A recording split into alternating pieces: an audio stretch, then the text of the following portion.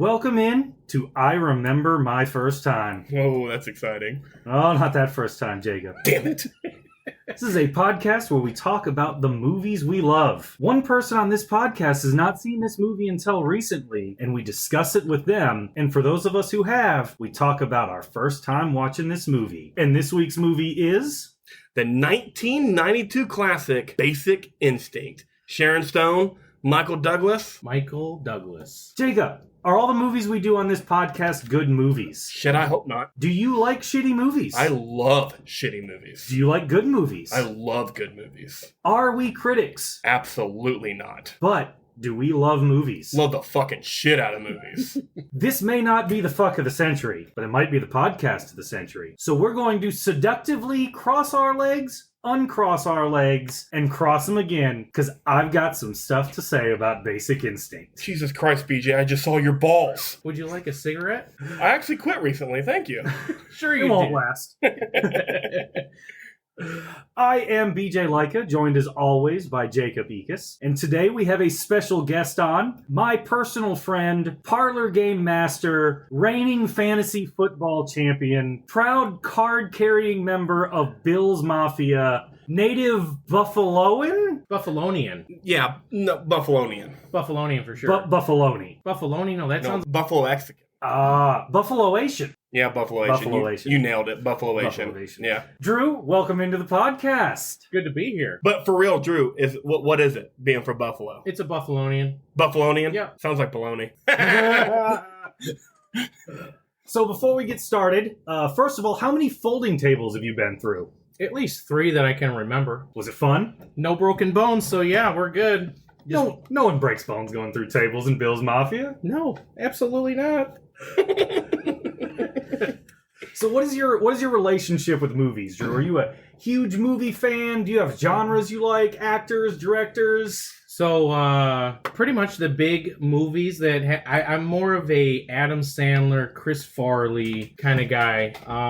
I've probably seen Beer Fest, so I would primarily say that I'm more of that genre of just goofy, just people that would say, why are you watching this shitty movie so many times? And I'm like, because it's relatable. Seth Rogen, all those guys.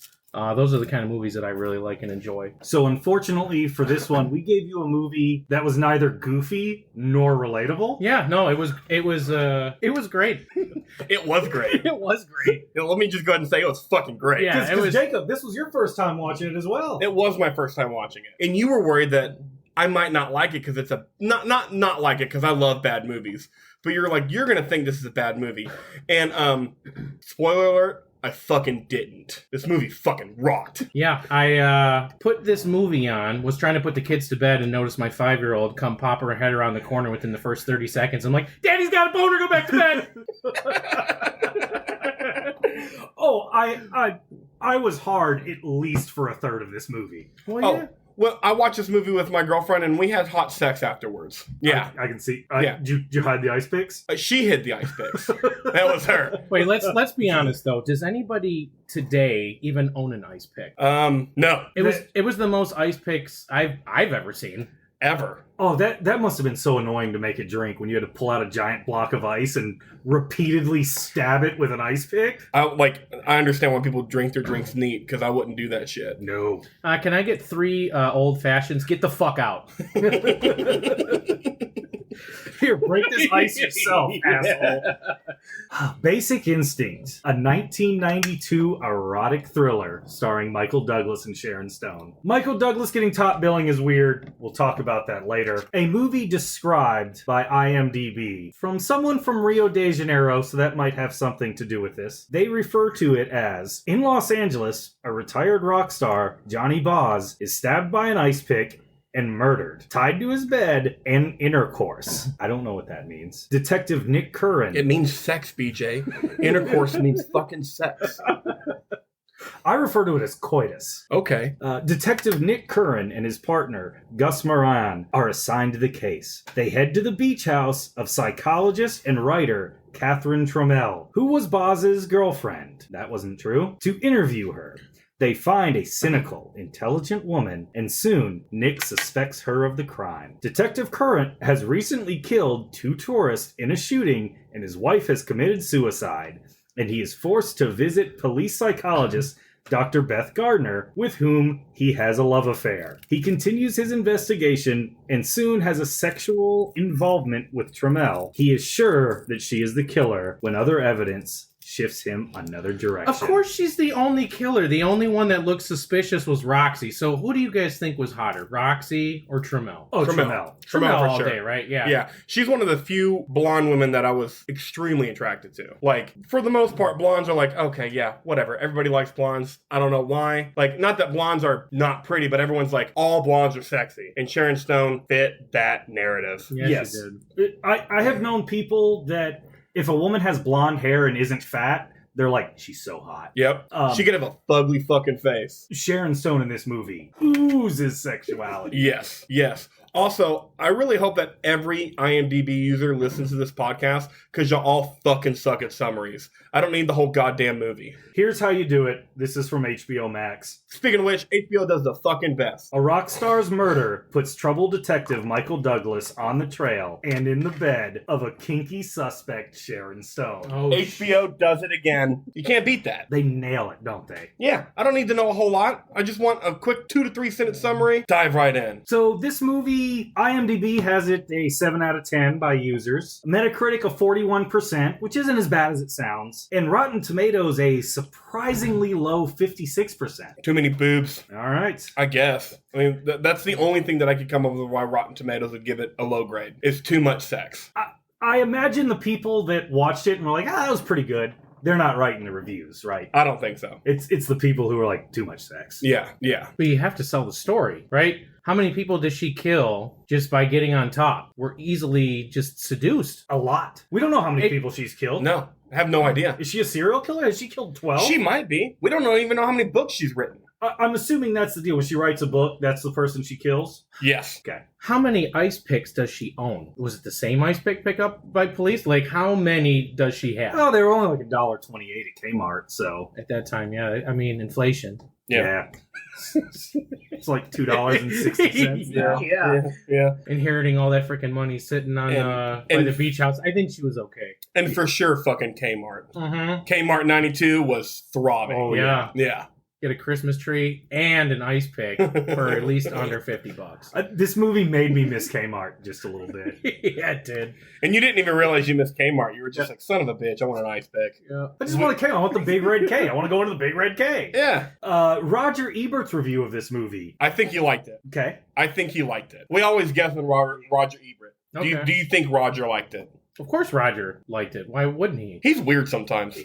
We like to play the guessing game because it's you never know. Not with you this never guy. know what's Yeah. wrong. 2 out of 4 stars. I mean, it's 50%. My favorite quote of his in this review is he was asking if it does the job, and he said, in terms of an erotic thriller, it is erotic and it is thrilling. Which, Holy shit. Well, listen, you have mirrors on the ceiling. You can't get better than that. The opening scene has it just blows your freaking mind. That was within the first 30 seconds. Oh, the first when the movie came on, I was like, "What the fuck am I watching?" I thought, like automatic cowgirl sex position, and I was like, "What the fuck?" And then she started stabbing that guy. I was like, Jesus Christ! I'm in for a fucking ride. I had to check to make sure that I hadn't watched this previously on HBO, and I was like halfway through the movie because Real sex taxi cab confessions. And it's the opening scene isn't just sex. It is ass, titties, dick riding, tie them up, stab them with an ice pick sex. Oh yeah, it's S&M for sure. Oh, big time. So Roger was pretty indifferent about the movie. That's kind of disappointing. But we do have an even worse review. And this is our first second timer on this podcast. Okay. This is Jay Scott from the Globe and Mail in Toronto. And Drew, he claimed that Jurassic Park had no sense of wonder. Fuck that guy. There's nothing else to say. Fuck that guy. Yep. He can die with the shaving cream with that dinosaur rolling down a freaking hill. Fuck that guy. No sense of wonder in a movie that brought dinosaurs to life. Right. Fucking So you're already wrong about this movie. I know. That's Dino DNA. a perverse, lame-brained thriller that is pornographic, misogynistic, and homophobic. He must have been gay. If that makes it sound appealing, I should also add that it's silly, boring, and intellectually insulting. Insulting to what? And it wasn't boring 1 minute of that I movie. was never bored. No. This movie is over 2 hours long. I was not bored for a second of it. Not one bit. The hook right at the beginning. You get the tie up, the scar. He gets stabbed in the freaking eye. What else can you do from that? Nothing. And then they come out, they start talking about blow, there's cocaine, the cops are making jokes. They're like, well, at least he came all over the bed before he got stabbed, so he finished. The exact quote is, he got off before he got off. Yeah. How do you not love that? Did anybody think it was a comedy when that line was uttered? 100%. That's good shit. The writer who wrote that was like, all right, guys, look at this. This is what I wrote. And they're like, it's fucking genius. It's genius. That is literally the fucking tits. All right, Jacob, we know what the critics and what the people had to say about it. What about the box office numbers for this movie? Drew, you want to take a stab at this? What do you let me tell you first, the budget was $49 million in 1992, which means On what? Which means it's $100 million in 2022. What did they spend it on? The car chase scenes, for sure. Yeah. Michael Douglas was huge in 92. And I think all the blood. Because the blood was really realistic for 1992. Oh, yeah. They did a pretty good job with that. Yeah, They did spend $3 million for the script alone. they did. I was going to bring that up later. Great time to bring it up, though. Unheard of amount to buy the script at that time. $3 million. So it's $49 million. In 92. So $100 million, about $100 million now. Adjusted to inflation. So what do you think they made for the opening weekend? Was At $49 million. 150. $15 million opening weekend. That's it. Wow. Okay. May 22nd, 1992, adjusted to inflation is $31 million. Now, here's the big number. Worldwide gross, $353 million in 1992. Wow. Adjusted to inflation, $723 million. Damn. This is an R-rated movie that made $700 million? A hard R. A hard R. Yeah. Had to be borderline NC-17. Yes.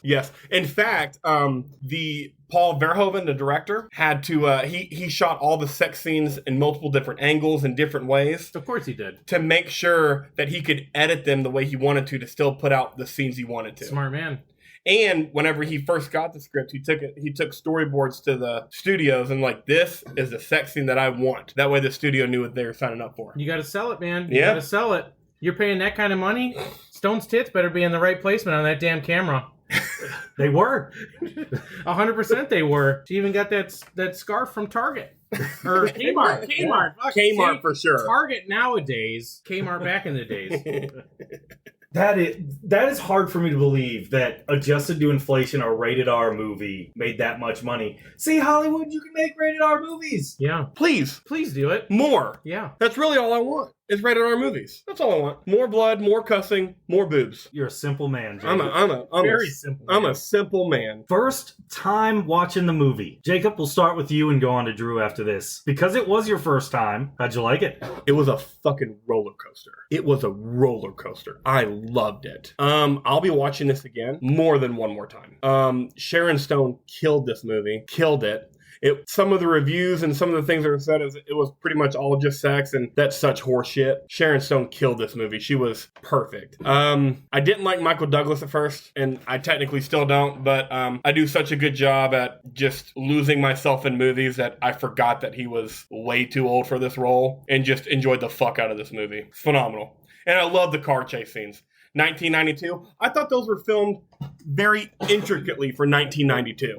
San Francisco is without a doubt the best place to film a car chase scene. Yeah. So what model car was he driving? Because in San Francisco, he drove that shit so fast up those stairs after just clubbing and being on a shit ton of cocaine. That car held together. I want to buy that car. Does it still exist? Yeah, it was a late 80s Mustang GT with Yep. a 5-liter. Yep. After getting thrown 7 feet in the air, getting hit by a car, him taking off and just saying, I don't give a shit, I'm going to see who the hell it is. Even though it's possibly only 2 people. Right. Yeah, it was one of 2 people. It was one of 2 people. But man, that incline going up the stairs just to lose a front bumper, that's some quality shit. It's American automotive.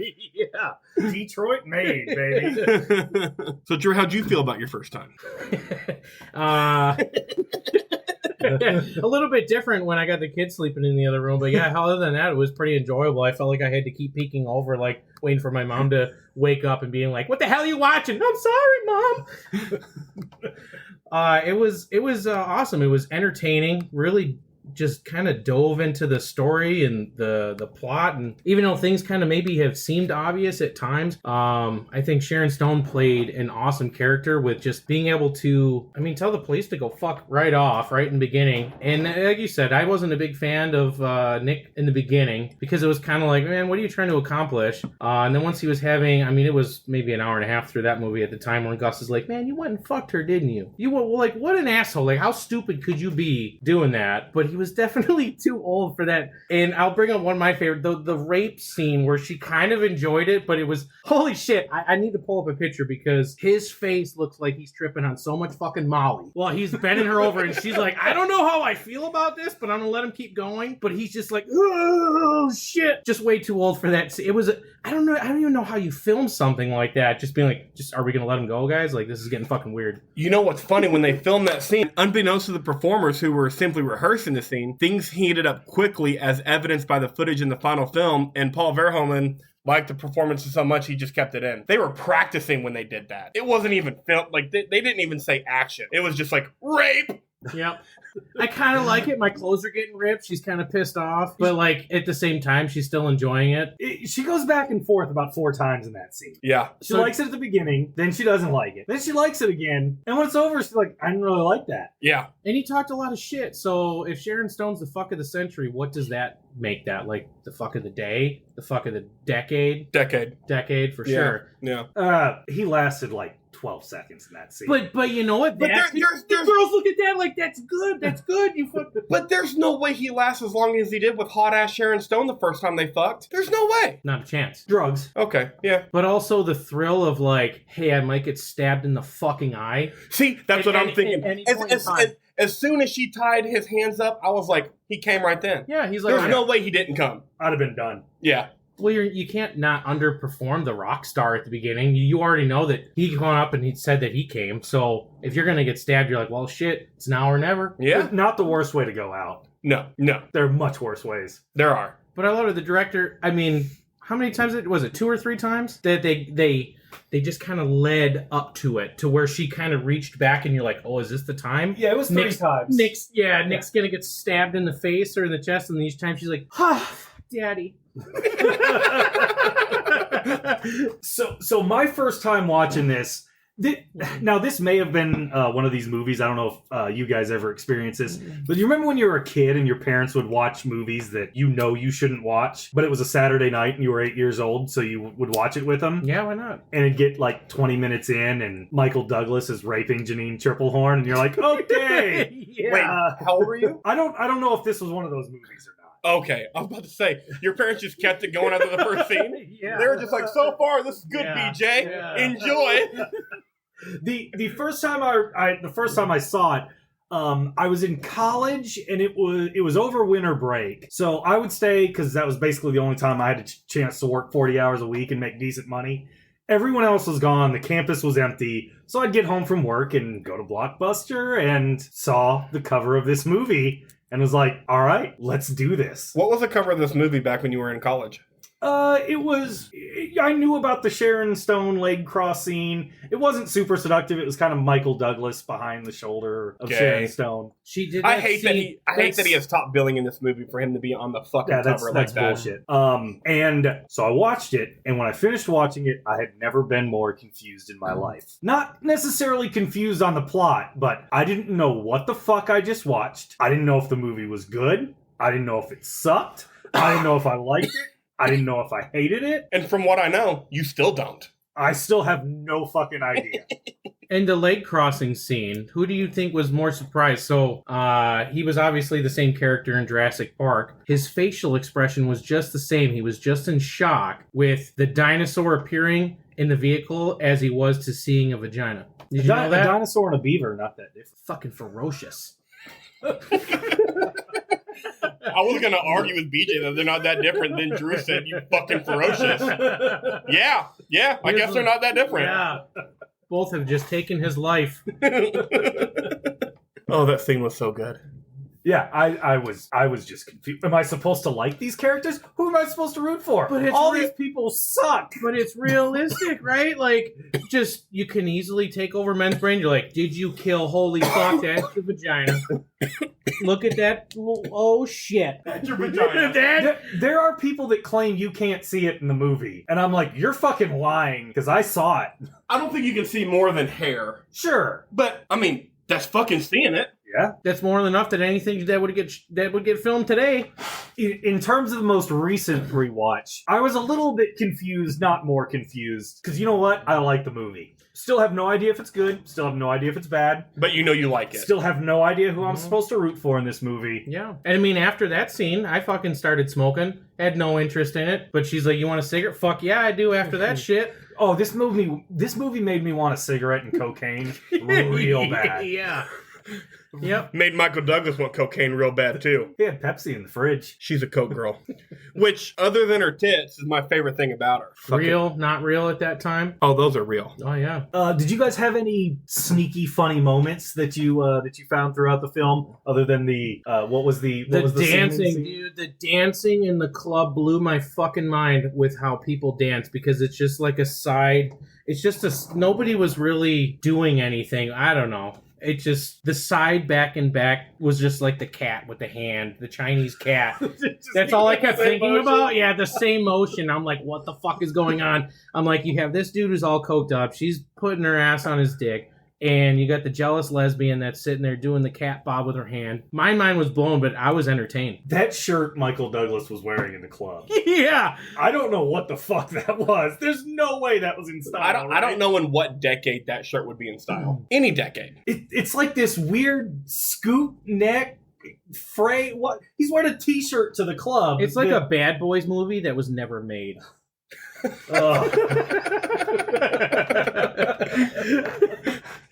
Also, this might be the most 90s movie I've ever seen. Yeah. The cars, the fashion, the fact that there are two Seinfeld characters in it. Newman's in it, and the Internal Affairs was Newman, George's boss. Newman kills every role.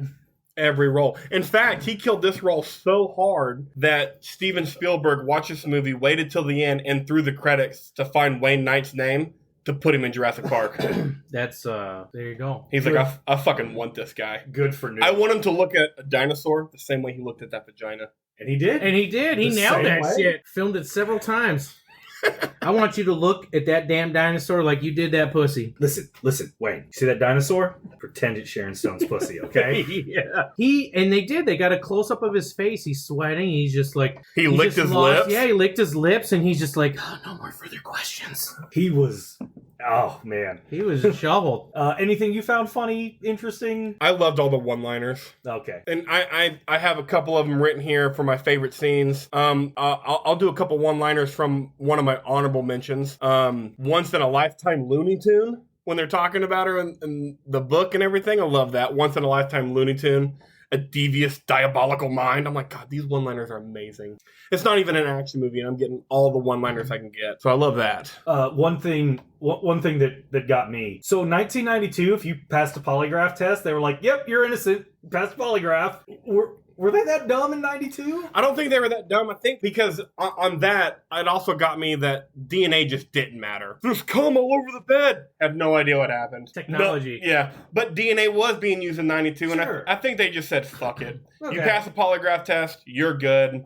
DNA doesn't exist right now either. Fuck it. The other thing that got me that I didn't notice when I've watched it previous was when Michael Douglas' partner Gus was drunk, and he was basically saying that he was jealous because all he can fuck is old blue hairs and he doesn't really like it.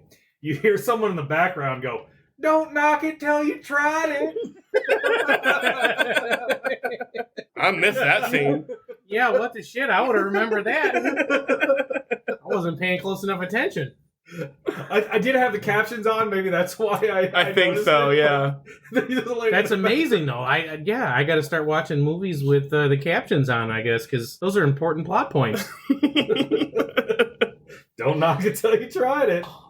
And Nick was only one drink? He was one drink in. He was about to start a second one before everyone called him an alcoholic, and then he went back and did that whole rape scene. Yeah. Just one drink? So Yeah. what, was that all stress? I think so. It must have been stress, and he hadn't been drinking for 3 months. And I'm not saying 2 drinks will do that to you, but all that stress, 3 months, you just started smoking cigarettes again. He was horned up from the Sharon Stone interview scene. Yep. He got horned up from the moment he met that girl. So did I. Yeah, but that's just why he fucking raped that girl. Yeah. He's a horrible human being. Terrible. Piece of shit. Yeah. Killed 2 innocent tourists. And he's the protagonist. I know it. Michael Douglas described his character as an evil human being too. Which, when I was reading the trivia, kind of made me feel better about the movie. Do we know how long he was a cop for? A while. I mean, he was detective. Long enough to kill 2 tourists and get off. More than once. Yeah, because he killed a bunch of people in undercover stings, didn't he? Yeah. And then he fucking shot her at the end when she's just trying to give her back his freaking keys. Yeah, but that's probably what ages the best about the movie is how the cop was fucking high on coke and killed 2 tourists, Yeah. and they're like, "Yeah, you still got your job, dude." Yeah. 100% that age is the best. Yeah. You're good, man. And then kills more people, and it's just like, you're probably still good, bro. You're fine, dude. Just we'll just cover the cum and you're fine. Yeah. We'll just wash the sheets. Thank God we're good with police unions. That's all I'm saying. Now, every episode we have a overarching discussion. And for this one, I thought with Sharon Stone's performance, the female seductress would be a great topic to have. Mm-hmm. Jacob, how'd you feel about the female seductress? Oh, she killed it. I mean, I think the only reason she didn't get an Oscar in 92 was because Oscars don't like this many sex scenes. Because she fucking killed this movie. She commanded every time she was on the screen, and every time she was on their screen, there was so much sexual tension. And it didn't matter if it was with Nick, all the people in the interrogation scene, her girlfriend, didn't matter. And she was able to just, she handled it. For me, it was the confidence. She just displayed so much confidence and sold exactly what she was trying to do, right? Because the whole movie is mirroring the books that she either has written or hasn't written yet. So you're like, okay, are her actions depicting exactly what's happening in this new book, right? When she said, Nick, you're done, your character's killed. Like, shit's done, man. Like, I've already got you, but there was still that one more twist towards the end. It was a way to try to be able to, if you really just kind of dove into try to think about what she was thinking about. She was a fucking psychopath, but she was very good. She uses her sexual tension to manipulate men. But she was very confident. She already knew what she was going to do. And I think that was... Which is the best part about, like, how dumb men are. Just when it comes to sex and women, it's just like, oh my God, vagina. And you see... And you're right, with all the confidence, she was able to just do that. So, do we still call it big dick energy if it's with a woman, or is it big clit energy? What do we call it? Whatever it is, she had it. Yeah. And We'll call it big dick energy because that's what we know. Yeah. And she had it in droves. Yep. She knew she was the smartest person in the room. Mm-hmm. Yep. She knew she was the sexiest person in the room. Yep. And she knew it was not going to be hard for her to do whatever she wanted. And she did on multiple occasions throughout the movie. Pretty much the whole movie. Yeah. I mean, shit, so much what? There's a second one, right? There is a second one. And she's the only one in it. Yeah. I have not seen it. I will be watching it. It's on HBO. All right, tell me what you think. I'll let you know. We might do it on this podcast. Who knows? So I have to imagine this has got to be a extremely difficult role to play the seductress. Oh, yes. Has to be. Because you have to have so much unabashed confidence. She had a hard time getting to that point while they were filming. Like, Paul Verhoeven had to, like, help her out, like, because she got it for her auditions, and he was like, no, you can do this. That's why you're here. So I can't imagine how hard it was. A role they don't really have anymore in movies, and I mean, feel like that's kind of disappointing. The closest thing I can think to is Emilia Clarke, Daenerys Targaryen, and she never really was seductive. She just used her confidence and power and her body. Okay, but even in that sense, it's nowhere close to this. Right. That's just the closest thing that I can come to now. Right, because she's essentially seducing a man that she married. Sharon Stone is seducing someone who knows he should not do this. And she's seducing people who are under her at all times. Yes. Because she's a queen. Sharon Stone's just like, I can seduce anybody, anywhere, at any time. And I'm a writer. Paul Verhoeven, just on the seduction aspect and the sex of this movie, he recently called out Bond movies like No Time to Die because they're sexless. There's always been sex in classic Bond movies. This guy loves his sex scenes. If it was up to him, he would have had the first movie in Hollywood with an erect penis. But instead, There's never been an erect penis in a Hollywood movie? I don't know about now, but I know up to 92 there wasn't, and the best he could get was the dead rocker in the beginning with his flaccid penis. All right, Michael Douglas, if you're going to be top billed over Sharon Stone in this movie, you got to show us your dick, bro. Yes. You have to. Yeah, she put her shit out there several times. Yep. You got to step it up, bro. Yep. Step it the fuck up. Yeah, you're either not going to be first billed or you're showing us your dick. We want to see it, Michael. We want that Michael Douglas dick. Yeah. But I'm assuming because of Michael Douglas's tongue cancer from what he says is eating too much pussy, probably not that impressive, right? Probably not. Yeah, no. You don't eat enough pussy to get tongue cancer if your dick's awesome. You don't insist another A-list star gets on your movie because it could damage both of your careers and not show your dick. Mm-hmm. Sharon's like, I wanted a full line of fucking coke off Michael's dick, but instead I got a tiny bump. It was enough to keep me going to the next scene, but man, we either need more mirrors or somebody's got to die. Did either of you Google DIY mirror installation above the bedroom? No, but when I watched that, I looked at my girlfriend. I'm like, we're doing that. I don't know when, I don't know how, but we're going to have that sex. I was like, wonder how hard this is. Can I do it? Got the fucking fan over it, though. Yeah. They had better houses. They had a room big enough where you didn't have to worry about the fucking fan. It's not even the room big enough to worry about the fan. They lived right off the fucking beach. What do you need a goddamn fan for? That's Open the true. windows. It's San Francisco. Yeah. You ain't living in Texas. You don't have a fan in Texas, you're fucking almost said retarded. So I think we all agree best part of this movie is Sharon Stone. By far. Doesn't even come close. So I think we all agree Sharon Stone was the best part of this movie.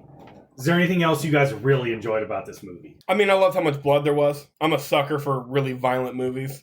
The more violent they are, I'll probably like you more. And the one-liners. That's the best part of the 80s and the 90s, was all the fucking one-liners. And, yeah, sex. And with as much sex as this movie had, it didn't have too much, which I like too. Because unnecessary sex scenes, though they might be nice to watch, they're unnecessary in movies sometimes. And there was never one sex scene that was unnecessary in this movie.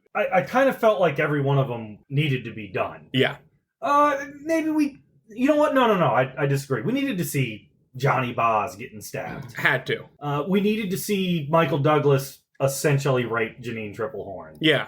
Because at that point, you don't really know he's a piece of shit. Right. We needed the first sex scene between Michael Douglas and Sharon Stone, and we needed the one at the end of the movie. Yep. I just want to know, I mean, the fuck of the century, right? You think you're, moving around the bed a lot. How the fuck do you not know if there's an ice pick, or you think you would at least check under the bed? I don't know. Do a couple push-ups? It should have been between the mattress and the box spring. It shouldn't have just been laying on the floor. But the first opening scene, she just has it like under a nice folded bed sheet, like the maid just came in and put a nice. And they're fucking like rabid dogs. They're You're right, fucking like rabid dogs. Because she leaned back and she just grabbed it's just there. Like, it's not like this just little thing. It's just like, all right, man, I tied you together with my fucking Kmart scarf, and now I'm just. I know I've been fucking you like crazy, so your legs are probably going wild. They're going wild, but this damn ice pick hasn't moved. Yeah, that's some quality shit. I can see why it's at $2.26. The sheets and the quilt are off the bed at that point. Yes. The way they're going at it. Yes. It's off the bed. Yes. There's no sheets, there's no blankets, there's no quilt. It's gone. And I know Nick didn't give a shit because he's like, well, I'm not afraid, which obviously he didn't care. There was several opportunities where he's like, well, I could have gotten stabbed. Yeah. He's like, my wife committed suicide because I'm a raging piece of shit. Stab me for all I care. I kind of think he wanted to die. I do too. He did. He didn't give a shit. He did not care at all. That's why you're not afraid. Yeah. He did not care. You've seen what she did to other men, and he's just like, well, I know I'm being tied up right now. And I think he's like, I killed 2 innocent people because I was fucking high or drunk or whatever. I probably deserve to die. Which is why that end scene, and I'm sitting there like, all right, they pan down, and this time she was clever. She almost hid it under the bed. The freaking ice pick. So why do you guys think, I mean, it went to the second one, but what's your opinion about like why she decided not to kill him? Other than the... I think she actually got feelings for him. I think he was a very complicated person. Mexican. And her being a psychologist, she didn't think she fully understood him yet. So she wanted to keep understanding him more. But she said his I character... may be overthinking She this. said- I think you are. I think she just ended up liking him. But she said his character was dead. Yeah. And I think she did kill the character in the book. I just think that this was the one time she was like, I like this guy. Which is another reason that Michael Douglas's character was too fucking old for this movie. Yes. Because we're talking about it, and neither one of y'all really believe it. No. But that's how the movie was supposed to end. Is she actually liked him? Okay. I think so, anyways. All right. So what was he then? You got the fuck of the century. You got all these one-liners, right?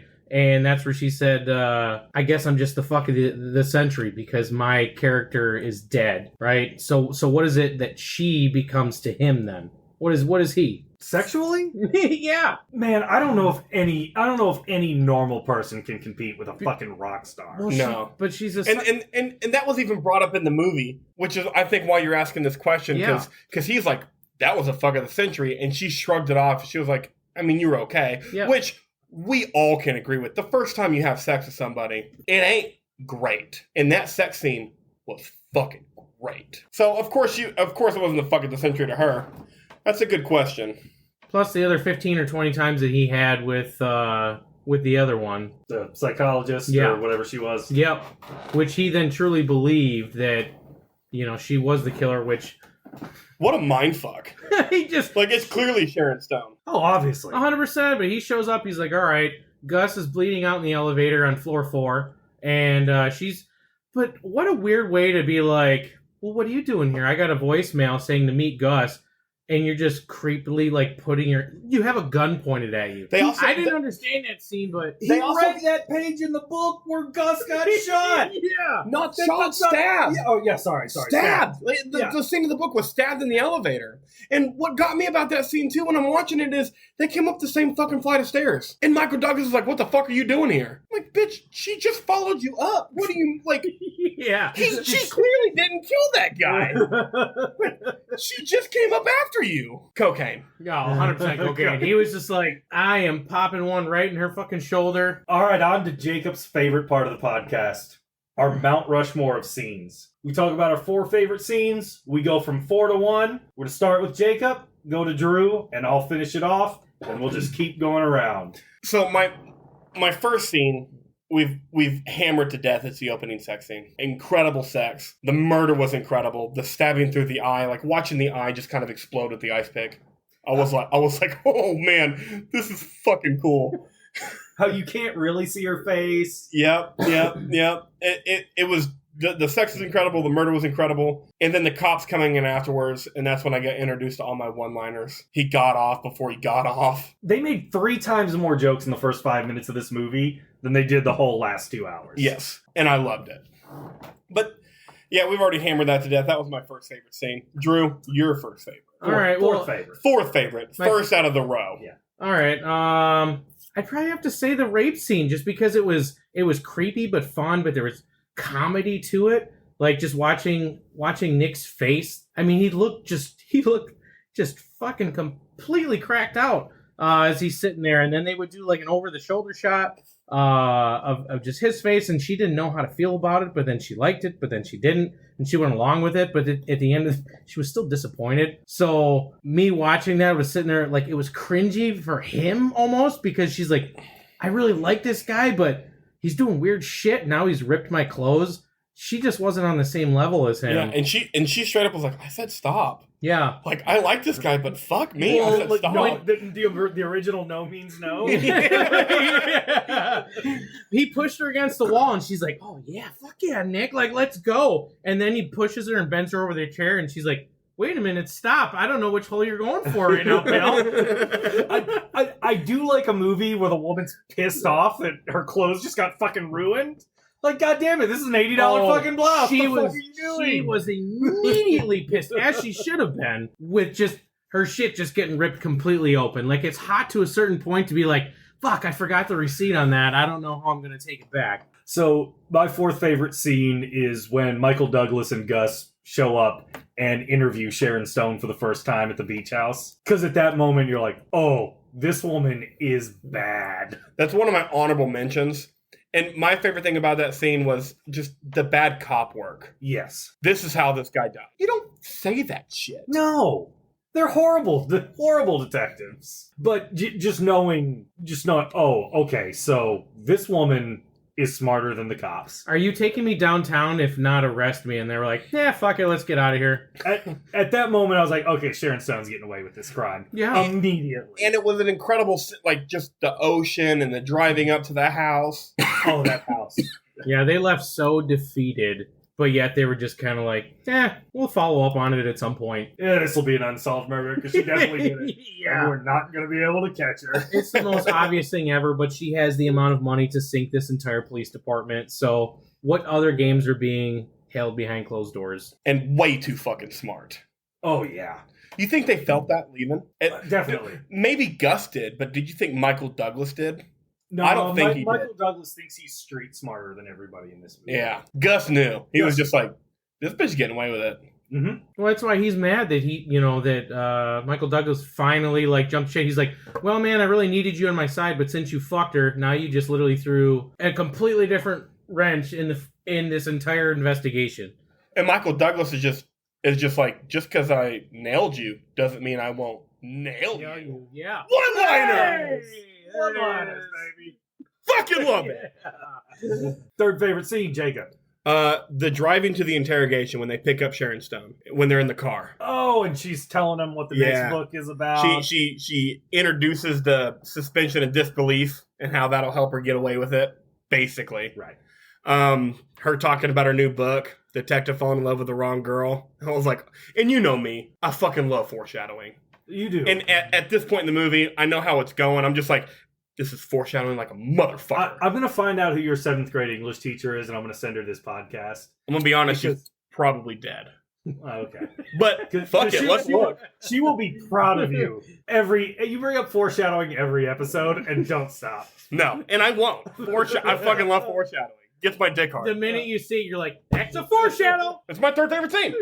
I loved her asking Nick for a cigarette. He's like, I quit. And then she just pulls out her own cigarettes and then offers him one. I was just like, oh my God, you're such a badass bitch. Like, Gus wanted to fuck her right then. Gus is driving the car and he's just like, this woman's so hot. And Michael Douglas just like, I quit. And she goes, that won't last long. And it fucking doesn't. Foreshadowing again! Oh, Sharon Stone is incredible at smoking cigarettes. You know, Jacob, one of my biggest pet peeves in movies that I can't explain. When actors who don't know how to smoke cigarettes, drives me fucking nuts. Sharon Stone knew how to fucking smoke cigarettes. Yes, she did. Drew, your third favorite scene. So I actually really enjoyed it was the sexual tension when he's in the house and she knows that she has him, right? Like they're not kissing, but they're just face to face. And Roxy's watching, and she then drops the comment about his ex-wife, and then he pushes her off immediately, tells her to fuck off, and she just so mentally fucked him at that point in time to where it was just like it was such good tension because you're like you could just feel the chemistry there to be like, oh, they're gonna go at it, but she was just reeling him in more and more and more. And then she starts making out with Roxy and as he leaves and she gives him that look back like, I got you, motherfucker. A perfect seductress move. Yes. It was so well done because as a guy, like you just get sucked in to be like, I can feel this moment. But in her head, she's like, I am playing this game and you are falling for it every step. I got you. Yeah, this reminds me back on your point, Jake. Of course Michael Douglas thought he was smarter. That's why he played the game. Yep. But to me, it was such a crucial point. That's a good scene. It was such a crucial point in the movie for me just to be like, well, how can this guy be so stupid after everything's happened, everything that's going on to get reeled in, and just to honestly, I think they did such a good job with how they were so close but never kissed, and they were right there, and right as they started to lock lips, she dropped a comment, and I was like, damn, there it is. Is that the first time we're introduced to Sharon Stone's bisexual nature? Yes. Yeah. Yes. Yep. That's a good scene. That scene's incredible. That is. It didn't make my top 4, and I'm upset that it didn't now. I didn't think of it, but it really should have. If I had to do it again, that might make it. Yeah, same. Yeah. That scene was integral to the movie. Good ice pick work in that scene. Yeah. Yeah. Would you like a drink? She's sitting there stabbing it like he's not even phased, and we're just like, okay, all right. I mean, it's clear as damn day she's sitting there stabbing the shit out of this weird looking drink that you're never gonna get, but foreshadowing. I fucking love it. So I don't know where this scene starts, but it ends Roxy's death. And I would love to start the scene from when Michael Douglas meets Gus in the bar. Drunk Gus at the country bar. I didn't know there were country bars in San Francisco. You can start that scene there. Okay. I think you have to have that. You have to have all those elements for that scene to really work. From there through the diner to Michael Douglas walking out to his car and realizing, oh shit, this bitch trying to kill me. Yeah. Both car chases made my honorable mentions, and that car chase was incredible. He drove up a flight of stairs. Yeah, that was going to be my number 2. So yeah, we can go ahead and dive into that. And at that moment, I'm thinking about, I'm like, okay, why don't the cops just be like, okay, Roxy did it. Right. Roxy killed Johnny Boss. Yeah. She was her lover. She was jealous. She did it. Case closed. No one's going to point it. We close the case. We're done. Put it on the books. But again, if you're not taking cues from DNA or polygraph tests, that ain't happening. Yeah, the writer was not well informed on how police works. Whatever, he made $3 million off this fucking script. Good for him. Which is $6 million today. That's fucking nuts. It just, and that is, so I laughed when he was with Gus. The entire time he was with Gus, I was cracking up. And then I immediately got to the edge of my seat when you see the car's lights. You see the car creep out with its lights off. And then it turns them on and Michael Douglas looks back. And then there's a San Francisco car chase. If you do a movie in San Francisco and you don't have a car chase, you're doing it wrong. You're doing it wrong. Yes, sir. Great scene. And that Gus scene, when he cracking up, the one-liner, my favorite one-liner of the whole movie, I don't give a flying chili fuck if you fucked her. Did he claim he was a city cowboy in that scene or something? 100% he did. As he's wearing his pants up to his belly button. I love when fat guys wear their pants up to their belly button. As a fellow fat guy, I've never done that, but I love it when it's done in movies. It's some good chili. Some good chili. Some good chili. Oh, Gus was incredible in this movie. Yes.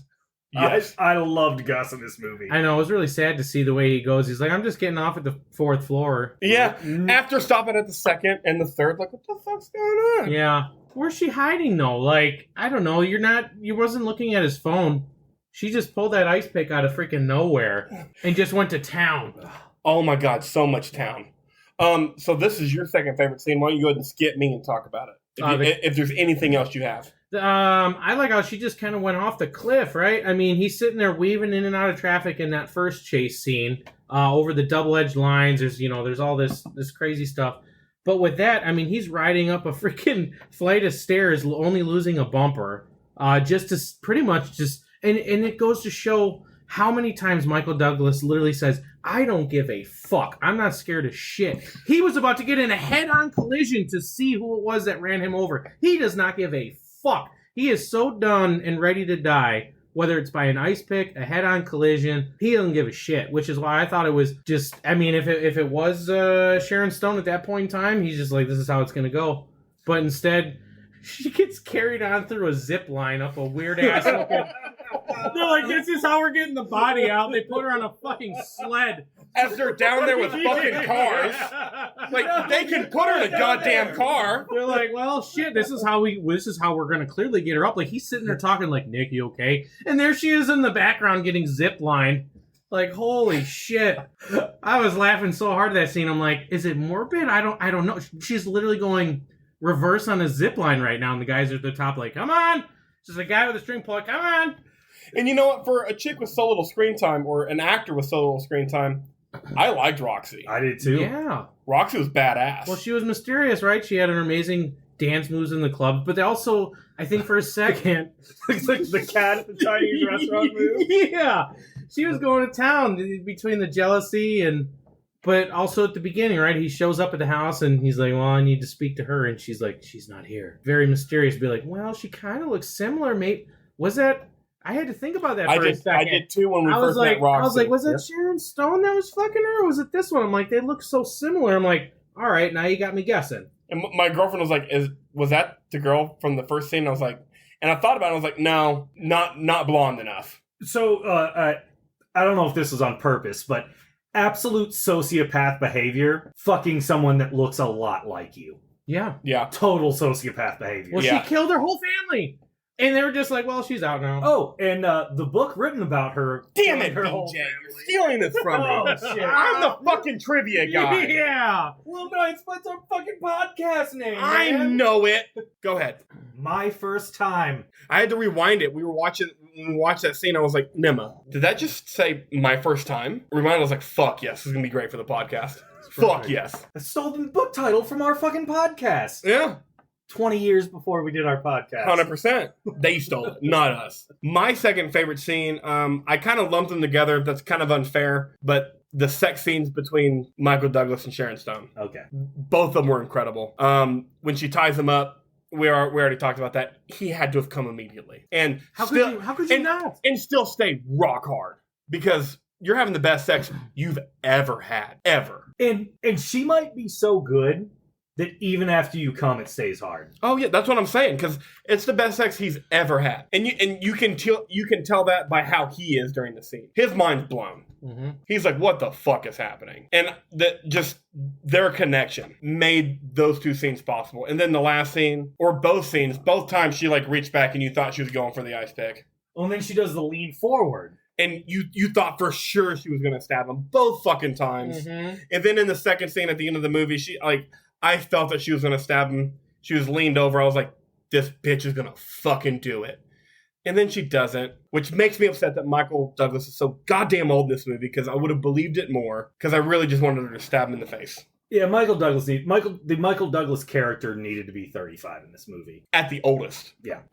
That's so my second favorite scene is the first sex scene between Michael Douglas and Sharon Stone, leading to the Michael Douglas Roxy conversation in the bathroom afterwards. Yes. If you have a scene in your movie that has the phrase "the fuck of the century" in it, I'm probably gonna like that scene. 100%. 100%.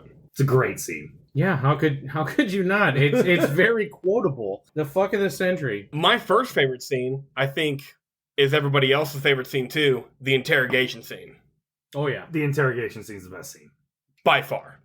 The amount of sexual tension in that scene There's from every one of the guys, and just Sharon Stone. And she knows she has all the attention of everyone, and she can do anything she wants. Well, at the end of that scene, she goes, "Want me to take a lie detector test?" She already knew the ending of that shit. These guys were trying to be able to come up with something, and that is the ultimate clause, right?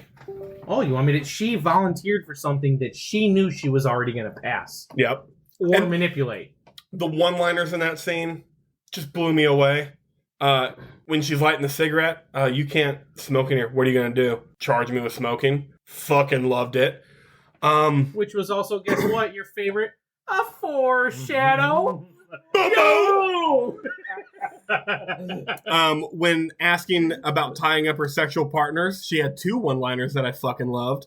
I like hands and fingers, because fuck me. Hands and fingers. Yeah, I had to keep my hands off my girlfriend. I was just like, fuck. I had to keep my hands off myself. I tied myself to my own damn bed, waiting for somebody to come fucking stab me. And then I don't make the rules, Nick. I just go with the flow. Like, you're so fucking sexy, and you have so much control of this situation. And then the last one-liner is after the polygraph test, because, of course, this scene goes through the polygraph test. Sure. Mm-hmm. Duh. Yeah. And Nick saying that he doesn't know anything, and she just shrugs her shoulders and goes, well, you know I don't wear underwear. God damn it! Foreshadow! Foreshadow! What about the you ever fucked on cocaine, Nick? Oh my god, why did I forget that one-liner? And everybody's looking at him. They're like, do you know each other? No. Nope. And the Johnny Boz was your boyfriend? He wasn't my boyfriend. We were fucking. I like the way he fucked me. I liked his hands and fingers. Yeah. Freaking, all those guys were sitting there like, oh my god. All those guys were just like, I'm either having great sex tonight or I'm going to have the best masturbation session. It's one of the two. Either way, she's walking out of here. So I've always claimed my favorite scene in movies is the basement bar of Inglourious Bastards. Mm-hmm. I need to do a list. This might crack the top 5. It is a absolutely incredible scene. Like I said earlier, Sharon Stone, the only reason she didn't win an Oscar for this movie was because the Oscars don't like nudity. At least this much. Because she fucking deserved it. Absolutely. She was to erotic thrillers what Heath Ledger was to comic book movies. Yes, She's I agree with that. Good in this. Yes. But also, the amount of sexuality that they put in this movie was also, I think, very important because it showed that you really, just the entitlement of the sexuality of woman to be able to get away with what it is that she was doing in her books. And she's brilliant, And too, she's right? Brilliant, right? Like, she flashes half of her vagina for a second, and everybody in that room loses their fun-loving fucking mind to the point where she can get away with stabbing whoever she wants. Fun-loving fucking mind is the one-liner of this episode. Yeah. Fun-loving fucking mind. This scene is the most paused blink and you'll miss it moment in movies. Oh, I thought you were going to say pause to jerk off real quick. I mean, maybe. There's several opportunities for that. Well, I know the opening scene's 30 seconds. I'm going to have to rewind that shit, pause it. I only made it 10 seconds in. Sorry. It's taking me 2 weeks to watch this whole damn movie. So this brings up something interesting. Did any of you guys watch it with your significant others? Oh, yeah, you already know I did. I had a hard time keeping my hands off of her. What'd she think?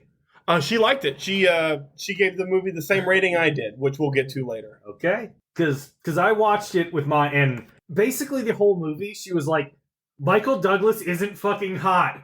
Why is this going on? Because she needed to write a fucking book. Which is why the ending scene doesn't make fucking sense. No, it doesn't. Definitely not. It doesn't, but I don't care. I mean, I care a little bit. I just yelled at the computer. Well, which is why when I first searched it on HBO, I was like, they made a second one. And the only reason Michael Douglas didn't come back for the second one, he thought he was too old. Yeah, you were. You were too old for the first one. Yes. You were too old for that shirt, man. 1992 Alec Baldwin would have been awesome for this role. Brad Pitt would have been awesome for this role. How in far 92? before 7 is this? 5 years? But he's like a rookie detective in 7. That would have been okay. Hollywood can make shit work. The Mount Rushmore scenes is done. No, not anybody have honorable mentions. I have one more that that we didn't talk about. Gus's death scene. Oh yeah. That's essentially the climax of the movie. Yeah. That's the only honorable mention we didn't talk about, I think. Anybody else have any others? No. I mean, if anything, so I tried to follow towards the end. I get it that she showed up and said, I got a message on my machine. But maybe you guys can explain it to me, where he's sitting in the car and clicked that it was a setup. I personally didn't understand. It's because he read the book before he left her house. Because she was printing off pages for her new book. Yep. And when you rewatch the movie, it says his partner got stabbed multiple times in an elevator. Well, that makes sense then. And he just realized that. Yeah, as he was sitting in the car, he was like, "Oh my god!" Yeah, he's sitting there, walked in, then he's like, "Oh no, wait!" Like he just runs out, and I go, "Well, I must have missed something." Yeah, that's what you missed. Yeah. It's there. When you rewatch it, you'll notice it. You're rewatching it? Oh hell yeah! Because I rewatched it before I came here, and I'm like, I don't understand, man. He stops at the second, third floor. Like, how did he not see this shit coming? I mean, I'm going to rewatch this movie multiple times. This movie is great. It's one of the best thrillers I've ever seen. It just happens to be an erotic thriller. And as Roger Ebert said, it is erotic and it is thrilling. Yeah. There was never one moment that I wasn't on the edge of my seat. So I'll be rewatching this for show. That's Mount Rushmore. We got our Washington, Roosevelt, Lincoln, Jefferson. We did it. Pew! Character breakdowns. There's only 4 characters in this movie. Yeah, and I think this is a good time to talk about... we've got to talk about the director and the writer of this movie. Because they're as important as the characters, with there essentially only being 4 characters. Paul Verhoeven has had one of the more interesting careers I've ever seen. He had a 10-year stretch where he did these 5 movies in a row. RoboCop, Total Recall, Basic Instinct, Showgirls, and Starship Trooper. You have not heard of anything he's done before or anything he's done after. But that is a money-making 10 years right there. There you go. You enjoyed the director, right, Jacob? Oh, the director was great. And I think the reason he has that kind of trajectory in Hollywood is he's also from the Netherlands.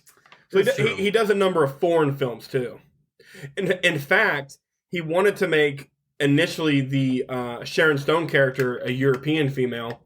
And he thought that too many Americans would feel like a European female could do something like that. That they're better than Americans. Correct. At being that character and selling it or whatever. So he wanted an American actress. Drew, do you have any comments on the directing of this movie? So, I mean, I think it's more the budget and everything, right? Like, you talked about how much the movie made, all this stuff. So Michael Douglas, I mean, he got his pay. What about Sharon Stone? What, as far as comparison, what do you guys know what she made? I don't. I didn't even look it up. If she carries this movie so much, and really, I mean, fucks this movie. I mean, I'd honestly be curious to kind of look that up to see what exactly she kind of made off of this, especially with the inflation rate, like you said, $770-something million. So the writer of this movie, Joe Esterhaus, he was essentially the king of the erotic thriller. He did this movie, he did Sliver, he did Showgirls. Showgirls was a good one. Flashdance, Jade, Jagged Edge. He owned these movies. And I didn't know this, but I want you guys to close your eyes and picture what you think an erotic thriller male author looks like. And open your eyes. Drew, is this about what you imagined? I mean, I can see it now, but yeah, I was maybe somebody a little bit younger. The facial hair fucking spot on. Long hair. Oh, the long hair for sure. Yeah, you're ending up on a casting couch with that guy for sure, knowing be like, well, he's got some connections. Is this what you imagine the writer of erotic thrillers looks like, Jacob? 100% I did. 100% I did. Yeah. He masturbates to his own scripts. But the thing is, you know what? I think he's definitely, there's some history behind those eyes. So he already knows. He's got life experience. And look up Joe Esterhaus if you're listening to this. He looks about what you would imagine. Yeah. Are y'all ready? Yep. So Michael Douglas made $14 million. So out of the $49 million, Michael Douglas made $14 million of it. And no dick. Unbelievable. And Show no your dick. for Show your 14 dick, million. Michael. No dick. For showing all of her stuff, according to my cheap 30-second Google search, Sharon Stone made $500,000 from this movie. Oh my God. Every woman right now is extremely pissed. She did make 13.6 for Basic Instinct 2. Okay. But I don't fucking care. Yeah. She should have been top billed on this movie. Oh, 100% she deserves more. She made 1/14 of Michael Douglas. I've never been so upset about gender pay grades Oh than I am my right now. yeah, dude, that is insane. That's fucking insulting. It is. On an extreme level. And she had to do all the writing. Motherfucker just laid there. Am I gonna get stabbed? Am I not gonna get stabbed? I don't give a fuck. Worth it. Worth it. What character do you want to talk about first, Jacob? Let's talk about Michael fucking Douglas. Yeah, Okay. now that we're on the subject. Yeah, I hate that guy. He's a piece of shit. I hate his character, and I hate that Michael Douglas was in this movie. It should have been anybody else. So you know Michael Douglas made a killing on these movies around this time frame, right? Yeah, I know he was the biggest guy in Hollywood. But he was doing the erotic thrillers too. No, I don't know that. Yeah, so he Fatal Attraction. He did one that we've got to review. It's with peak Demi Moore. I mean, peak Demi Moore, where he says that she raped him. That's how fucking crazy the Michael Douglas shit was in the 90s. Jesus Christ. Michael Douglas' character could have been so much better. The list of actors they could have used that they thought about, Nick Cage would have been great. Kevin Costner, I think, would have been great. Dennis Quaid, Brad Pitt, Charlie Sheen, Bruce Willis, any of those guys in 1992. Charlie Sheen would have been good for the freaking cocaine, man. Yeah. Oh, man. Any of those guys would have been great for 1992. All of them would have been better than Douglas. 100%.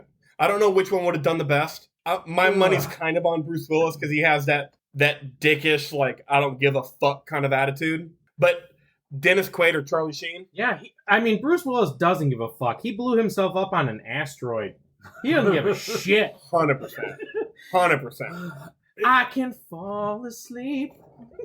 Just hear you breathing. Drew, you're coming back for the Armageddon podcast. 100%. 100%. I think it's between Dennis Quaid and Bruce Willis. I'm a Costner fan. I don't think Costner has the whatever it is that makes this movie. I don't believe Costner is getting seduced. I don't think so either, but he would have been better than Michael Douglas. Sure. What do y'all think about Michael Douglas? Those are just my notes. I hated the fucker. Yeah, I mean, it was tough, right? Because you hated this character the entire time, and I think a lot of it was just like, man, you're like right off the bat, you're a shitty fucking cop, and maybe it was just his character. But I couldn't stand the fucking guy the entire time, and he just continuously tried to like defend himself, but he literally just completely fucked over everybody in the movie to the point where he didn't give a shit, right? And for some reason, there were two people that were by him to a fault. Yeah, Gus and Gus, Beth. man. How do you have such a loyal friend like Gus and Just be a raging piece of shit. and you let your best friend die in an elevator? You read that part of the book? And you read it! And get up the stairs faster, motherfucker! And then the one person that's sitting there that's got your keys, you shoot her in the chest. Oh, you already outkicked your coverage with Beth. Yeah. As great as Sharon Stone is, Beth is incredible. Yeah. She's smart. She's educated. She's got a great job. And she's stunningly beautiful. And after he shoots her, he rapes her and then shoots her, and she's like, I love you. What the fuck? Beth had no business being with Michael Douglas. No business. Beth Maybe had less... Gus. I think there could definitely be a Basic Instinct 3, like, where somehow they just didn't die and Gus and Beth just live happily ever after.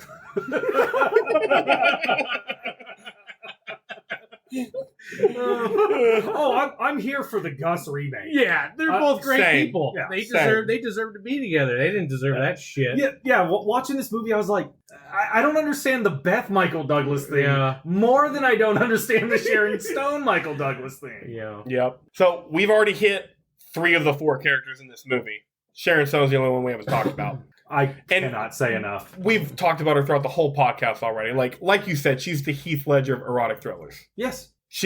Fantastic. Blew up the movie. The only reason this movie's worth watching is because of what Sharon Stone does. And she sells it so good. Like I said, confidence. She is so confident in what she's selling, what she's doing, every move that she's making. The fact that, like, as you're watching it, you know how obvious this shit is as a viewer, but she still has you just like, you ain't gonna catch me, you ain't gonna do nothing. So what's better? Sharon Stone's body or her mind? Her mind. Her mind, for sure. I mean, agree. she's got a great body. Yes. And That's not to discount that. That's just the fucking level of respect that she deserves. And that's what makes her character so great, because she's got a rockin' body. But that doesn't hold anything to how smart she is, how in control of everything she is. Like you've brought up, her confidence. She uses her body in order to be able to sell what exactly it is that she's doing the entire time, throughout the entire movie. So what I appreciated about this movie, in Sharon Stone in particular, the casting of a sex symbol that's clearly in her early 30s. I don't need a 24-year-old. Give me the 32-year-old any day of the week. Experience. I mean, and honestly, like, if you would have told me Sharon Stone was anywhere between the ages of 25 and 35, I'd have believed you. I don't know how old she is. I know she's I definitely in her 30s. I don't either. But that age range is fine for me. Because by 25, depending on how your life goes, you could be as successful as she is. Of course. So, especially when you're literally a genius. Yes. So she at least needs to be 25 in this role, up to 35. I don't think you can be older than 35 and do this. No. This is she nailed it. She's Yeah. a perfect age. How old was Michael Douglas? You need to be a woman, not a young woman. How old is Michael Douglas in this movie? Like 42, Yes.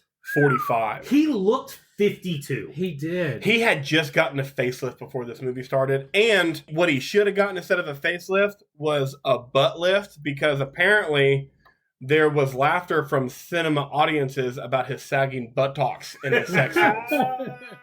Hit that squat rack, Mikey. So you probably got the wrong plastic surgery, my friend. No, I still remember the freaking rape scene. I keep going back to it. Like, she's sitting there not knowing what she wants to expect.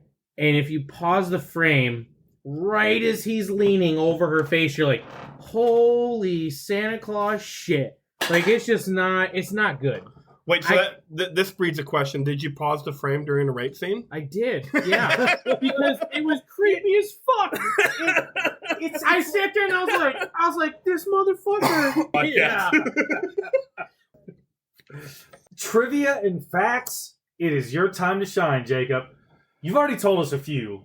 Yeah, What but else did you discover? I get hard on trivia and facts, just like I get hard from this movie. Drew doesn't know, but after every movie I watch, I look at trivia and facts on IMDb. Because what else are you going to do? Absolutely. Yeah. Sometimes it's really long, sometimes it's really short, and I don't give a fuck. I read every one of them. Sharon Stone was Paul Verhoeven's choice, but only offered her the role after 13 actresses had turned it down. And she still had to audition.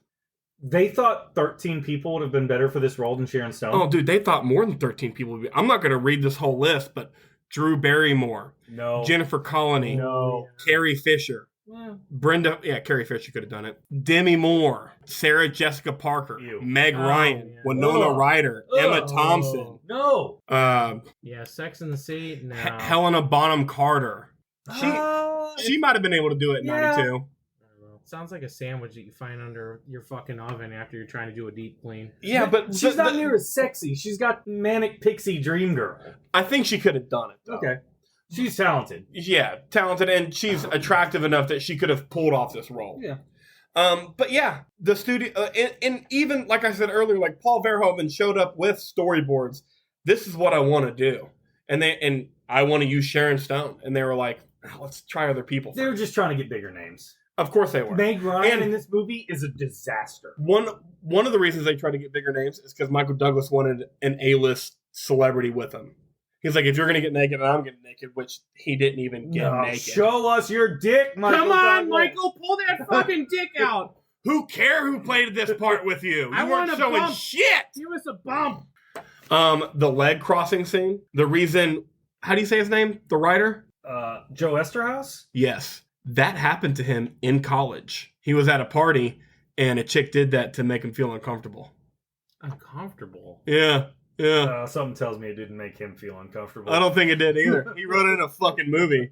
I've already mentioned this, but Michael Douglas refused to go full frontal and bisexual. Apparently his character was supposed to be bisexual. Oh, that's a much better movie. Yeah, but he wouldn't do it. See, but I feel like a lot of movies, you're like, all right, I'll show some ass, I'll show some tits. Fucking Beaver? That's a whole nother forest you got to explore. I mean, that's the sacred shit right there. If you're able to get that, even for that split second. Drew Barrymore's not showing her beaver in a movie. No. And like you said, if Sharon Stone's showing her shit, you can show your dick. Yes. Yeah. The Beaver's way more like exalted. Right. What's that 40-year-old virgin putting the pussy on a pedestal? Yeah. Here 100% you're putting Here that it pussy. deserves to be. Yep. Michael Douglas. Sorry, Michael. Step the fuck up or get stabbed. They Yeah. should have killed you Yeah. just for that. Yeah. Show us your dick or you're getting the...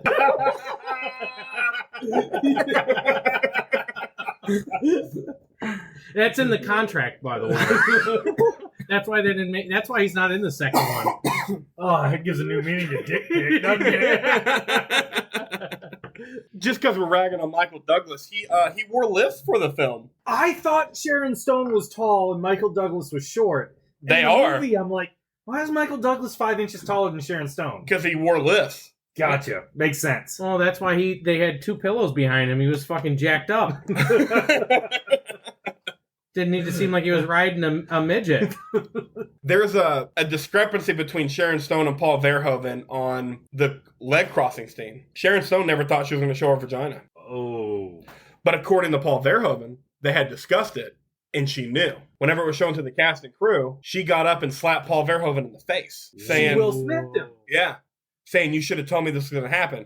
Because apparently she was wearing white underwear, and when the camera would go by, it would flash. So Paul Verhoeven was like, I need you to take your panties off because it keeps flashing in the camera. And she's like, I don't want my vagina out there. Ooh. And Paul Verhoeven's like, don't worry, it won't be. Oh, surprise, Oh. motherfucker. Now, That's not right. neither one of them are mad at each other because they just think there was miscommunication they remember it differently. No, I don't And think Sharon so. Stone even has said that if she was the director, she would have kept the scene in because it was maybe not needed for the movie, but it followed the movie. It followed the character. No, It was the movie. It took it to that next step. Yeah. Right? And the thing is, like, with the way that they edited with everybody that was in the room, the minute she did it, everybody was just sold on it. She just won the entire room over. And to me, like, that's where that sexuality really took it to that next level. It was important to the movie. It flat out was. With creating her character, like, not just saying, like, well, yeah, I love to see a vagina. Like, it really took it to that next level. I want to be a fly on the wall when Sharon Stone slapped Paul Verhoeven. Keep my pussy off the fucking screen. I mean, fuck, with technology nowadays, you could be like, well, just wear some green underwear and we'll just, Yeah. we can do whatever. You can put a dick there if you want. Oh my gosh. Since Michael's not showing his dick, we can just, we'll make it a fan fucking favorite. It was oddly groomed. Yes. Yeah, so she either knew about it or she's just like got the perfect landing strip. If she's grooming it like that, you know what? I'm not going to say whose side I'm taking in the Stone Verhoeven argument, but it was groomed. Yeah. But not 2022 groomed. Yeah, it wasn't. Okay. But good enough. Yeah. Michael still didn't show his dick. I know. So at the end of the day, like... Doesn't matter how it was groomed. Michael didn't show his fucking dick. You got cheap fucking butt implants or a cross-hair runway. Shit, I'm flying into that airport all fucking day. Said from the guy who works for Southwest, right? Clear to land, motherfuckers! We're not the only people that's upset Michael Douglas is 40. It was very upsetting in 1992. I don't know. We do talk about his dick a lot.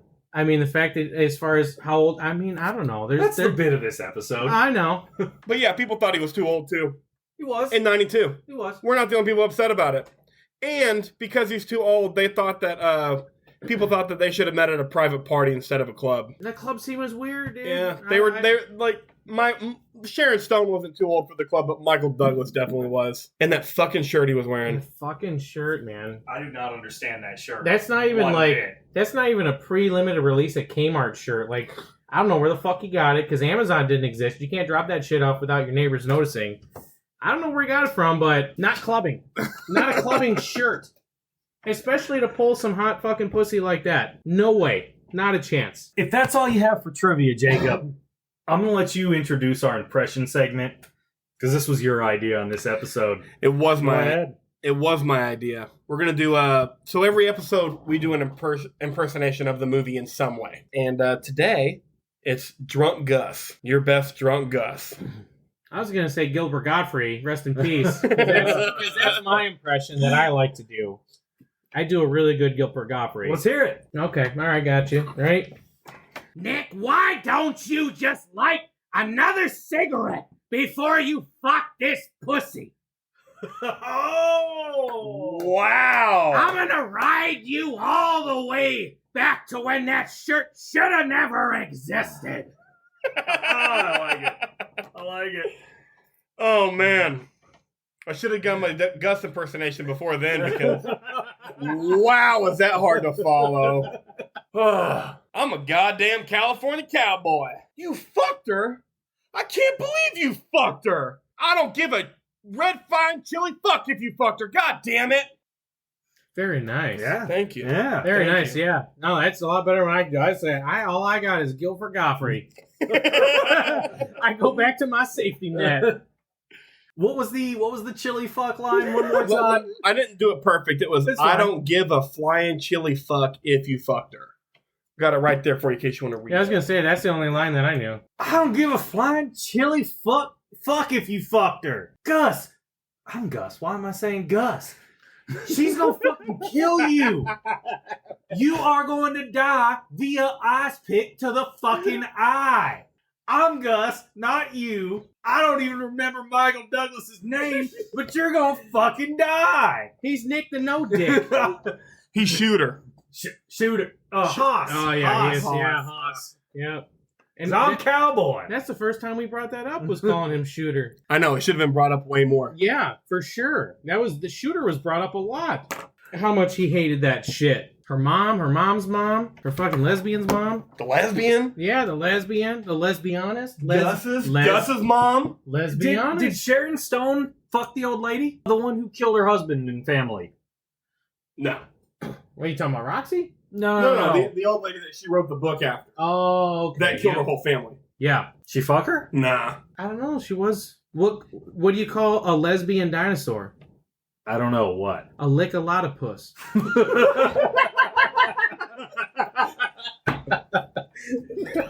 That plays right into our Jurassic Park segment.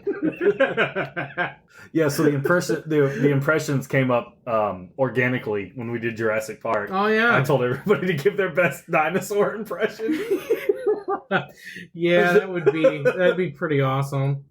Well, that's what. Oh, I mean, other than that chili, scene, I mean, Gus just kind of set himself up. I mean, he was a good friend. He was disappointed watching his friend just make such terrible fucking decisions, had his back, and then ends up paying for his life for it.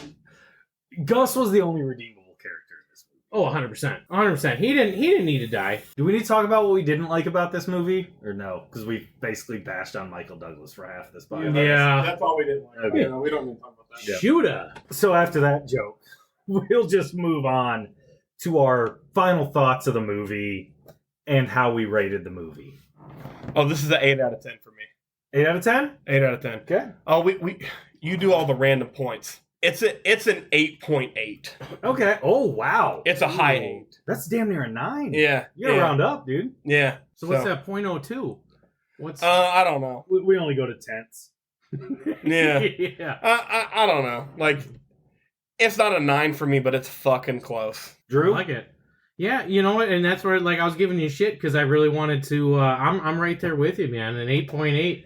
I highly enjoyed this movie. I think there was a lot of character development at the end. I mean, spoiler alert, they fucking kill everybody except the people that were just sitting there like, well, we'll be muskrats and just decide to fuck in this random bed until we decide to make a second movie. Until ice picks go down from being $2.26 to, whatever it is now. She killed him with an ice cube tray in the second movie. Oh my god, yeah. That's not true. I've not seen the second one. I don't know. He doesn't know. The ice gets bigger on their dirty ass. I mean, she doesn't give a shit, right? I'm just gonna stab this ice cube, make it the most obvious thing ever. Shit's going all over the floor. Why is the carpet all wet, Todd?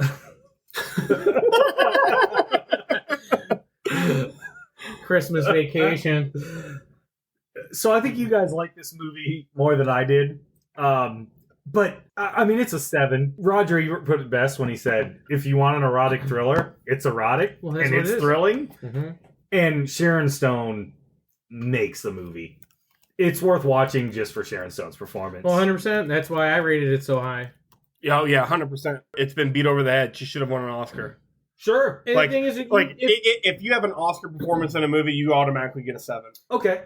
I mean, that's fair. All right. There you go. and the thing is, right, like, you can look at it like kind of what they did with being like, well, it's just a lot of sex, a lot of nudity. All of that stuff plays into the character development. If you really look at the storyline of everything that she had to sell by using that to manipulate everybody in this movie, dude, it's very important that all that shit happens. So well done. As much as you guys love the movie, would you remake it? Yeah, sure, why not? Without Michael Douglas. Yeah. Yeah. You wrinkly old bald fuck. I'm not sure who you get to play Sharon Stone. Margaret Guys. Robbie. Oh, done. My person for Michael Douglas is Joseph Gordon-Levitt. Okay, I can see that. Ryan Reynolds. Oh, even better. Ooh, okay. So I don't know if you should remake it, but I'm trying to think what makes you money. Superhero movies make you money. Kevin Feige and Marvel, if you're listening, make an erotic thriller Marvel movie. I want to see Hulk smash. Yeah. Oh. And smash he will. Deadpool 3. Deadpool 3 as Yep. an erotic thriller? Yep. Ooh, Ryan, I like the ideas coming out here. Ryan Reynolds is down. Yeah. I can almost guarantee you. Yep. It's done. Write the script. Oh. Storyboards, fucking let's get it going. And that's how we merge Marvel and DC, because Margaret Robbie can still be Harley Quinn. Yes, sir. Ooh. Deadpool 3 is an erotic thriller. It's fascinating. I didn't think my dick could get any harder after watching this movie, but you guys just fucking revitalized a lot of energy on this side of the table. Producers reach out to us. I'll write it. I'll like Deadpool 3, whatever. What's a good erotic thriller name for Deadpool 3? Pool of Semen? Oh man. Deadpool 3, I'll put a pull in you. No. We'll work on it. What? Neither one of those are great. Yeah. We had 7 seconds to think about it. Yeah. See, now I'm just stuck. I'm just doing the images in my head. I'm like, what would this look like? So I think Ryan Reynolds might make Blake Lively play the Sharon Stone part, and I'm here for it. Oh, that's fine. You're a Gossip Girl fan, Jacob. I fucking love Gossip Girl. I'll watch Blake Lively in an erotic thriller for sure. Let's see. Do you have any recommendations on what would make this movie better? Take out Michael Douglas. Yep. That's pretty much it. Other than that, the movie's perfect. I didn't even think the one-liners were overused. So my question with Michael Douglas, why did we add to him shooting 2 tourists into this movie? What purpose did that have? You had to know what kind of piece of shit he was. He couldn't just rape Beth. Okay. Yeah. Yeah, you definitely know how much of a piece of shit he is, to where it's like, as he does that scene, you're like, yeah, it's believable. Yeah. So... And it's believable that she takes it. Yeah. Yeah. Like he's just a raging piece of shit. He shoots her in the fucking chest and she still says, I love you. Ugh, like, to me, that's all, like, it's just sad at that point. Yes. Yeah. You're just like, well, I came here off of my answering machine and now I'm going to give you some keys and just die. You're a beautiful PhD psychiatrist. You do not need to be dealing with that piece of shit. Yeah, you don't need to be dating a loser cop. You got multiple wigs. Start your fucking OnlyFans and get on with it. So is there another version of this movie where Michael Douglas hates the fact that he shot 2 innocent people, hates the fact that his wife committed suicide, he's unwilling to commit suicide, and he's doing all this just to die? No, too much sex in this movie for that character. I think it's like a weird mix. Like, I'm going to compare it now between, like I said before, Bad Boys and Severance, that TV show where he just forgets who the fuck he is, but wears terrible shirts.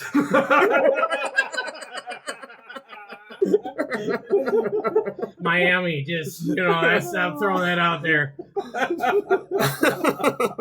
Now, Jacob, we know what critics thought about this movie.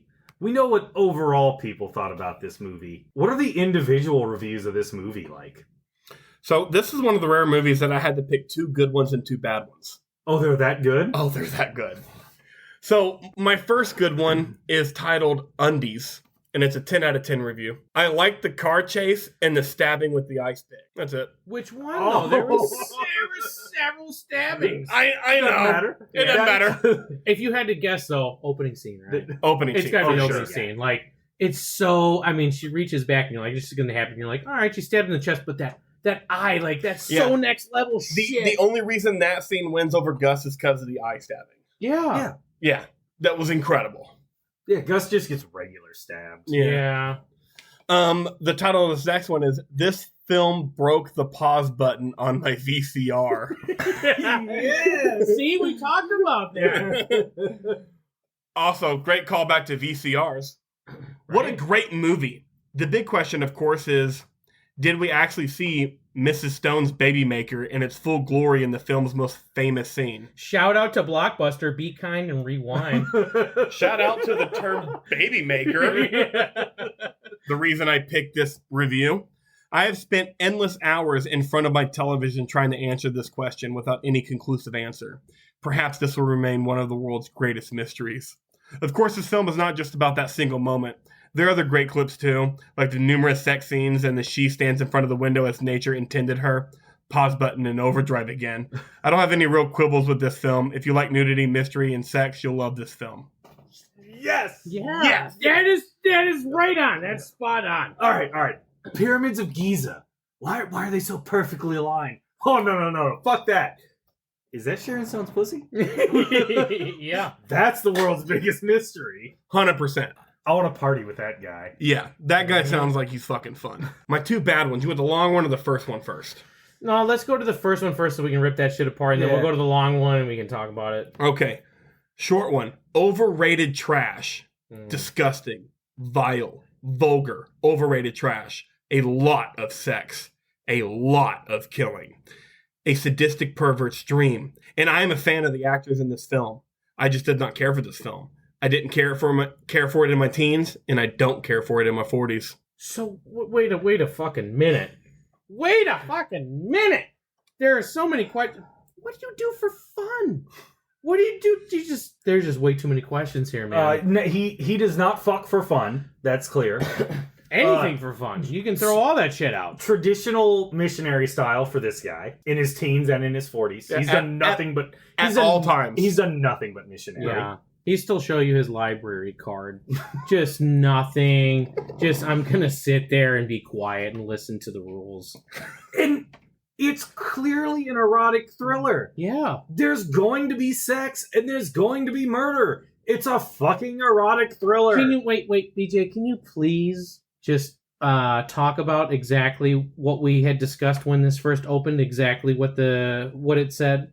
About it being a erotic and a thriller. Can you please just use that verbiage again? Roger Ebert said if you want to watch an erotic thriller, it is erotic and it is thrilling. Hot damn, there it is. And he's right. Yes. This guy watched the wrong movie. He should never have turned it on. No. Why did he watch it again in his 40s? I don't know. He knew he didn't like it in his teens. Do you think it changed? He must have. All right. He's an idiot. But he likes Michael Douglas, so...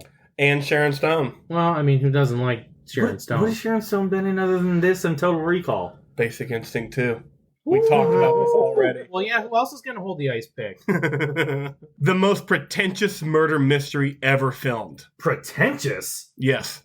I don't think that guy knows the definition of pretentious. I don't think he does either. Read a book, take a walk, visit your local dairy farm to see how milk is produced.